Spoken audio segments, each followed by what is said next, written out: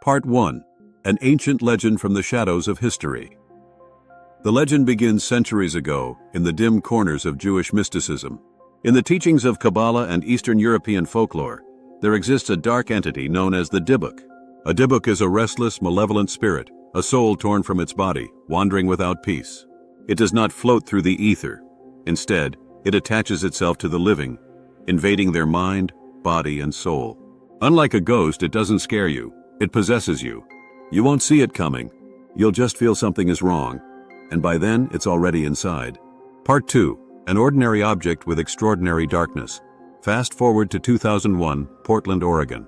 A man named Kevin Manis, a vintage furniture store owner, visits an estate sale.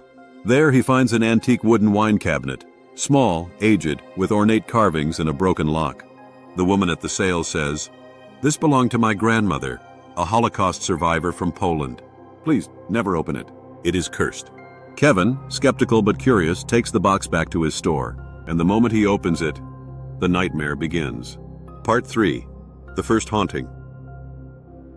Inside the box, Kevin finds 2 small locks of hair, a dried rose, a silver goblet, a small statue of a woman, a stone tablet with Hebrew inscriptions, a candle holder, half burnt. That night, Kevin dreams of a terrifying figure, a dark, sunken-eyed shadow watching him as he sleeps. He wakes in sweat. He hears whispers. Doors slam. The scent of rotten jasmine fills the room. But it doesn't stop there. A few days later, Kevin invites his mother to visit the shop. Within minutes of touching the box, she suffers a sudden stroke.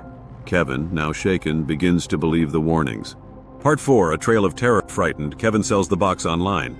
And one by one, each new owner reports nightmares of a demonic woman, shadowy figures appearing in their homes, electrical malfunctions, and objects moving on their own, pets running in fear, sudden illness, anxiety, or hallucinations.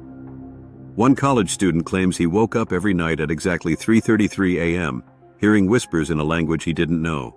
Another says she lost all her hair, suffered insomnia, and felt hands grabbing her in her sleep.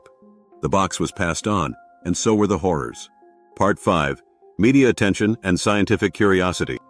In 2004, Kevin posts his full story online. It goes viral.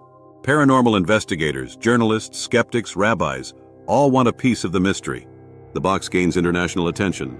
Then in 2012, Hollywood steps in. The movie The Possession is released, based entirely on the Dybbuk Box. But this only deepens the legend. Part 6. The box goes to Vegas, and things get worse.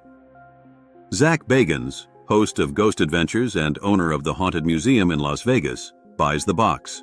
He places it inside a glass-sealed, secure room. Visitors must sign waivers before entering. Some refuse to even look at it. And then, in 2018, something shocking happens. Part 7. The curse touches the famous. Post Malone incident. Famous artist. Post Malone visits Zach's museum.